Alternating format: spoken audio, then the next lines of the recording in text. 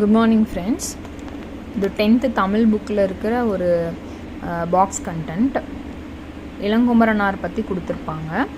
தமிழ் ஆசிரியர், நூலாக்க பணிகளை விரும்பி செய்பவர், சொல் ஆராய்ச்சியில் பாவாணரும் வியந்த பெருமகனார்.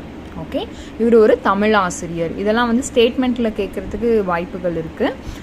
நூலாக்க பணிகளை விரும்பி செய்பவர், சொல் ஆராய்ச்சியில் பாவாணரும் வியந்த பெரும் மகனார். ஓகே, ஏன்னா தேவநேய பாவாணரும் சொல்லாராய்ச்சியில் சிறந்தவர். ஸோ அவரே பாராட்டக்கூடிய ஒருவர் தான் இவர்.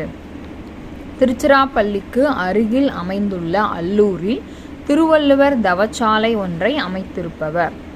ஸோ திருவள்ளுவர் ரிலேட்டடாக திருவள்ளுவர் தவச்சாலை, இது மாதிரி திருவள்ளுவர் ரிலேட்டடாக நிறையா இருக்குது. ஸோ அதில் திருவள்ளுவர் தவச்சாலை அமைத்தவர் யார் அப்படின்னு பார்த்தீங்கன்னா இளங்குமரனார். பாவாணர் நூலகம் ஒன்றை உருவாக்கியவர். தமிழகம் முழுவதும் திருக்குறள் சொற்பொழிவுகளை வழங்கி வருபவர். தமிழ் வழி திருமணங்களை நடத்தி வருபவர். விழிகளை இழக்க நேரிட்டால் கூட தாய் தமிழினை இழந்துவிடக்கூடாது என்று எண்ணியவர். அதற்காக தமிழ்த்தென்றல் திருவிக்கா போல இமைகளை மூடியபடி எழுதும் ஆற்றலை கற்றுக்கொண்டவர். இன்றளவும் இவ்வாறே எழுதி தமிழருக்கு தனிப்பெரும் புகழை நல்கி வருபவர்.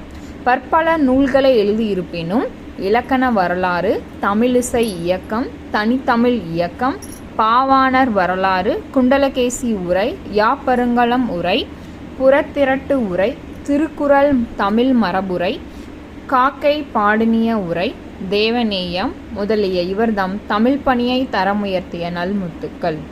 அவர்தான் உலக பெருந்தமிழர் தமிழ் திருரா இளங்குமரனார். ஸோ அவருடைய இப்போது உலக புகழ்மிக்க இல்லை உலக பொதுமறைன்னா நம்ம திருக்குறள் அப்படின்னு சொல்கிறோம் இல்லையா. தேவநேய பாவாணருக்கு மொழி ஞாயிறுன்னு சொல்லுவோம். அந்த மாதிரி உலக பெருந்தமிழர் அப்படின்னா தமிழ் திரு ரா இளங்குமரனார்.